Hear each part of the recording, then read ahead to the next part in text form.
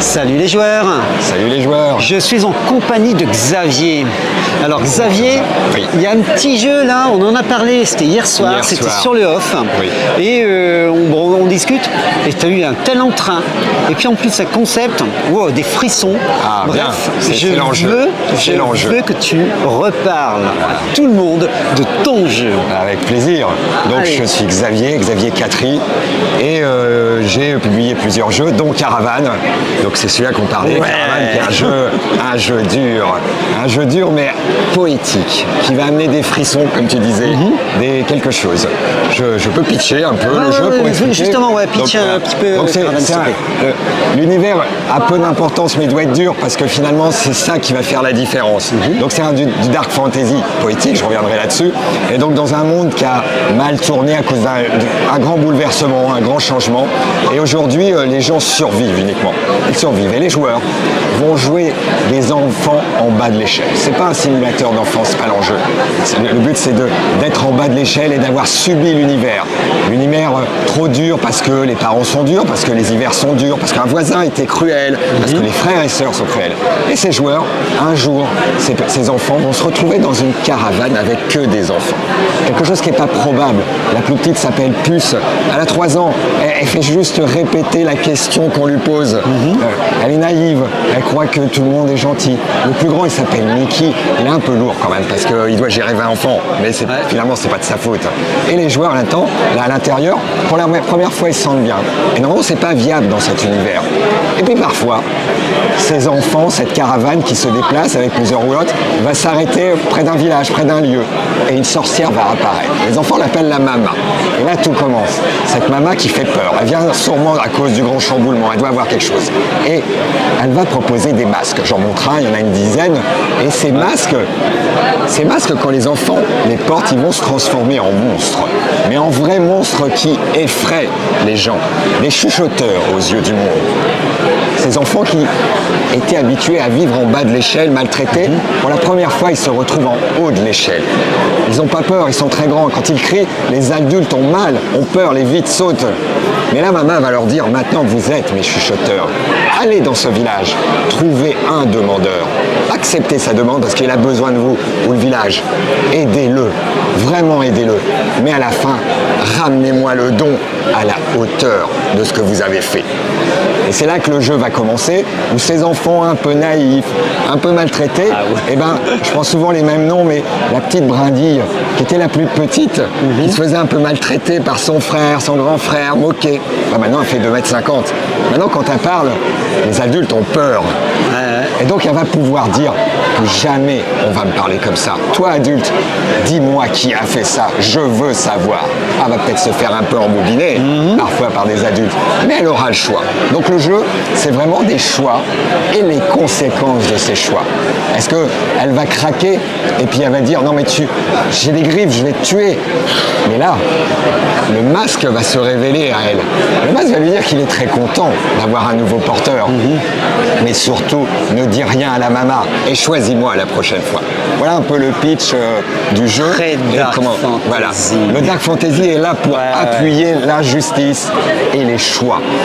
Donc en fait, ces choix cornéliens, là, tu les as écrits donc en tant qu'auteur. Oui. Comment on arrive à concevoir un jeu comme ça? Alors j'ai eu une chance, mais incroyable.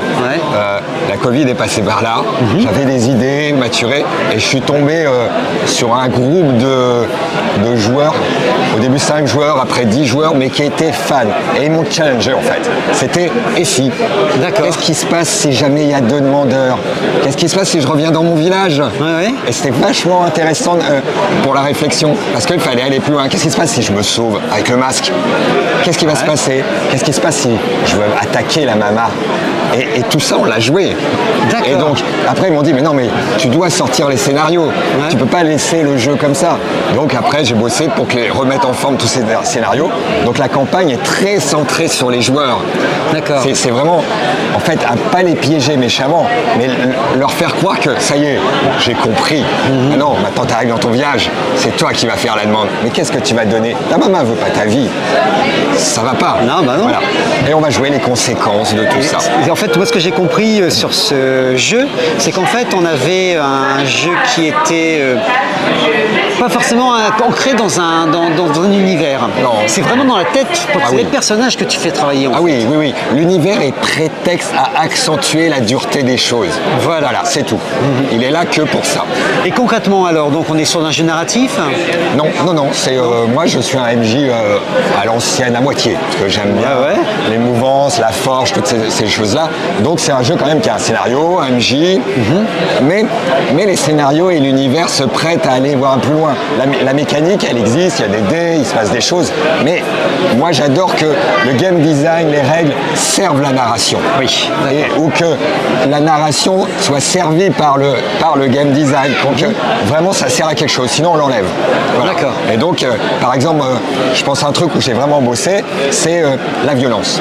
Oui. Comment un enfant de 13 ans, il va un coup de griffe, tout ça, ça va pas le faire. C'est Voilà. quand même Ouais, c'est moins de 18 ans. Quoi. oui, oui. Et comme j'ai dit, absolument. c'est pas un simulateur d'enfant et c'est pas un simulateur de boucherie. Ça n'a oui, rien bien à sûr, voir. ouais. L'idée dans la narration, c'est de se dire, on va pas jouer la scène. On va se placer quelques secondes après ce qui est arrivé. Tout le monde sait autour de la table ce qui s'est passé. oui, on imagine. Quand en plus elle a eu marre, elle a craqué. C'est peut-être le masque d'ailleurs qui a surjoué. Moi j'ai tendance en tant que maître de jeu de surjouer l'intention de la personne parce que en fait c'est plus elle, c'est le masque. Et ce qui est vachement intéressant, c'est après. Qu'est-ce que les autres pensent de leur ami? Quand même, pourquoi il fait ça? Il sait bien qu'on aura une conséquence à ça. Il sait bien que la maman, elle accepte pas non plus qu'on fasse n'importe quoi. Il y a des règles. Voilà. En fait, c'est la discussion. Parce que moi, c'est la discussion avec les autres joueurs qui va amener le jeu. Donc on est vraiment sur un truc complètement différent. C'est le MJ qui apporte, grâce au scénario et un cadre, et les joueurs vivent dans ce cadre. Là, on a quelque chose d'autre. Ah oui, moi je dis souvent, foncièrement, c'est pas si compliqué que ça, masteriser Caravane. Il faut juste garder en tête un monde dur, un monde injuste, mais pas parce que le joueur, c'est pas tu as perdu, t'as loupé, c'est non. Non, il y a des injustices dans ce monde-là. Les gentils s'en sortent, les méchants s'en sortent. Et les gentils, ils ont tout perdu en fait. Mais qu'est-ce qu'ils vont faire les enfants? Est-ce qu'ils croient ils vont trouver un plan pour essayer de berner la maman? Voilà. Alors, j'ai toujours une idée qui me vient en tête. J'ai des joueurs qui poussent un peu le système. Quand ils prennent le masque, ils le collent à un copain à côté, à la maman ou à un PNJ. C'est béni, hein, parce qu'en fait, ils vont subir la conséquence. La maman va dire, mais que fais-tu, brioche? Pourquoi tu fais ça? Et il y aura une conséquence. Ça veut dire que leur pote, il a une cicatrice maintenant. Maintenant, il perd un trait.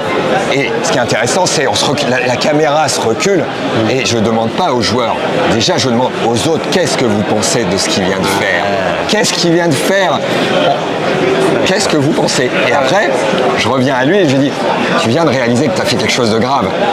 Qu'est-ce que tu penses que tu veux pas leur dire au fond de toi? Voilà. Voilà. La poésie arrive là-dedans, des scènes.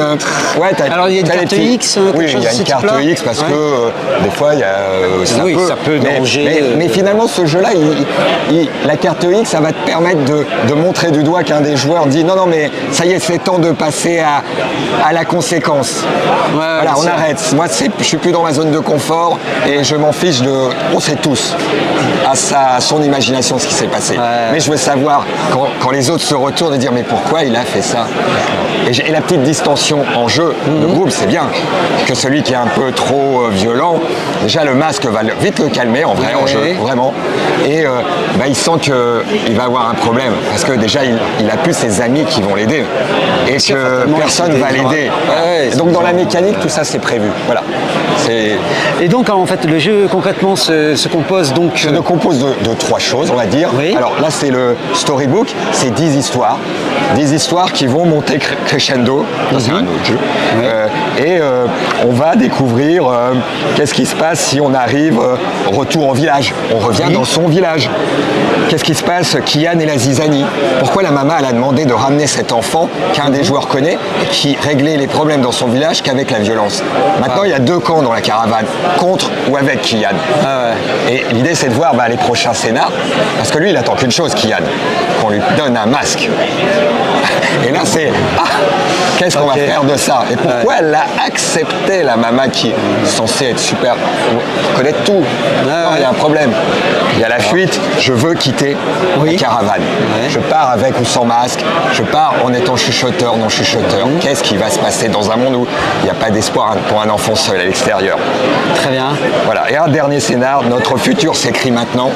Et en fait, c'est un peu un road movie où on va terminer à la capitale de ce lieu et on va comprendre pourquoi le monde est arrivé comme ça. Donc c'est un jeu qui se complète totalement, qui est clos entre guillemets. Alors qui est clos sur la compréhension de l'univers. Voilà, tout à fait, bien sûr. Voilà. Ça c'est le storybook, il y a aussi un core book avec les règles, les intentions de jeu, qu'est-ce que la maman sait faire, ce qu'elle sait pas faire, ce qu'elle peut pas faire. Très bien. Et pour chaque élément, les masques, les chuchoteurs, la caravane, les enfants, voilà. Et un scénario. Et après, écran et cartes. Les cartes qui est assez bien en partie réelle. Parce que les gens choisissent leur masque. Ouais, ça c'est bien. Et ils ne savent pas en quoi ils vont se transformer. S'ils se souviennent d'une partie sur l'autre, très bien. Sinon, ils n'ont que 12 ans. D'accord. Voilà. Et donc, mais là c'est ton premier jeu, c'est ça? Oui, premier jeu édité. Et le second? Les Miaulements d'Ultar. Un jeu plus pulp. Voilà, là on va sortir. On sort du cadre. On sort du cadre. Lovecraft a écrit une belle nouvelle qui s'appelle Les Chats d'Ultar dans la contrée des rêves. Ouais. Donc je suis tombé dessus, c'est bon. J'avais mon truc pour quelque chose de plus léger. Donc on va jouer, c'est assez la mode. Voilà. Oui, on va jouer des chats avec des pouvoirs magiques qui viennent de la contrée des rêves et ces chats ils vont devoir enquêter comme des investigateurs. Mais ils sont faibles, mais ils ont des pouvoirs magiques, très oniriques. Et comment ils vont se dépatrouiller, comment ils vont régler leurs problèmes, les problèmes, etc. D'accord, donc vraiment totalement différent. Deux univers. On peut te trouver où alors? Alors, en convention, un peu partout. Et j'ai un site internet, xaviercatry.com. Et là, on peut acheter les jeux, on peut récupérer des scénarios. Il y a un Discord, il y a des parties en ligne, il y a donc toute une communauté, une petite communauté qui active. Des fans, ils créent des scénarios. Ils aiment bien venir me voir pour me dire j'ai eu une idée. On sent le joueur qui a commencé à vouloir faire quelque chose. Et des fois, c'est vachement bien. Des fois, c'est pas forcément comme ça que je l'aurais abordé, mais quelque part, il s'accapare l'univers. C'est le jeu. C'est ça qui est vachement bien. Et des fois, il y a des belles pépites. Hier, il y en a un qui m'a dit, il n'y a pas beaucoup de chances de survie, pas de survie, mais de trouver une bonne solution. Là, son truc était fermé pour que ça se termine mal. Voilà. Très, très bien. Très bien. Écoute, c'est parfait. Merci beaucoup. Merci beaucoup. Excuse-moi, vas-y. Non, merci à toi, merci à tous, merci en face. Et puis donc il est temps de se dire au revoir. Allez, salut les joueurs. Salut tout le monde.